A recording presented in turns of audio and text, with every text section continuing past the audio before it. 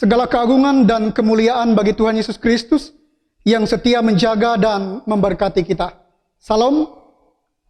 Kebenaran firman Tuhan untuk kita pada hari ini ada di dalam Alkitab Perjanjian Lama, Hakim-Hakim pasal 14 ayat 1 sampai ayat yang ke-20.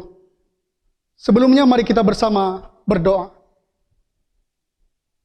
Urapilah hamba-Mu dengan Roh Kudus untuk menyampaikan firman-Mu sesuai maksud-Mu. Dan urapilah semua yang mendengar untuk memahami firman-Mu. Dalam nama Yesus Kristus, firman yang hidup, kami sambut kebenaran firman Tuhan. Amin. Saya bacakan bagian firman Tuhan, ayat yang keempat, demikian. Perkawinan Simson dan teka-tekinya. Tetapi ayahnya dan ibunya tidak tahu bahwa hal itu daripada Tuhan asalnya. Sebab memang Simson harus mencari gara-gara terhadap orang Filistin. Karena pada masa itu, orang Filistin menguasai orang Israel. Amin.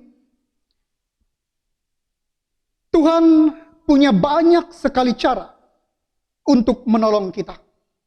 Bahkan seringkali tidak terselami dengan akal pikiran kita manusia.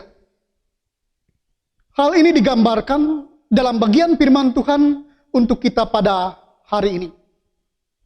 Diceritakan, Simson sejak mulanya telah ditentukan oleh Tuhan untuk menolong membebaskan orang-orang Israel dari kekuasaan orang-orang Filistin pada masa itu.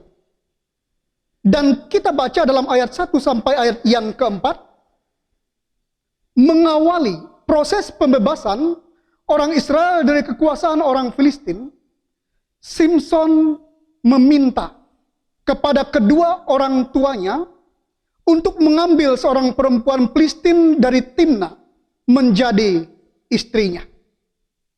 Tetapi pada mulanya, kedua orang tua Simson menolak permintaan Simson.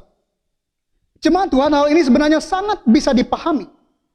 Karena memang ada aturan keras dalam kehidupan orang-orang Israel pada masa itu untuk orang-orang Israel bergaul, bahkan apalagi menikah dengan orang-orang yang bukan Israel. Bisa dibandingkan dalam 1 Raja-Raja pasal 14 ayat yang ke-8 dan juga Kisah Para Rasul pasal 10 ayat yang ke-28. Tetapi Tuhan justru memakai hal tersebut sebagai bagian dari proses pembebasan orang-orang Israel dari kekuasaan orang-orang Filistin melalui Simson dalam ayat yang keempat. Jemaat Tuhan, dari bagian firman Tuhan untuk kita pada hari ini, kita bersama kembali diingatkan. Yang pertama, pertolongan Tuhan seringkali memang begitu ajaib dan tidak terselami oleh akal pikiran kita manusia. Dan yang kedua, apapun persoalan kehidupan kita saat ini, percayalah, Tuhan punya banyak sekali cara untuk menolong kita. Bahkan bisa melalui siapa saja untuk membebaskan kita dari setiap pergumulan, permasalahan kehidupan kita. Tuhan Yesus memberkati kita dengan firman-Nya. Amin. Kita bersama berdoa. Kami telah mendengarkan firman-Mu. Tolong kami dengan Roh Kudus untuk taat kepada firman Tuhan.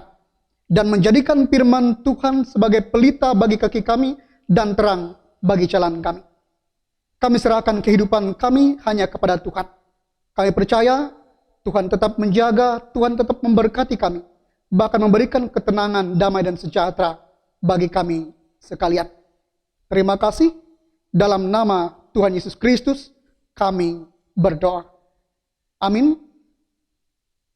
Tetap semangat. Salam sehat. Tuhan Yesus beserta kita.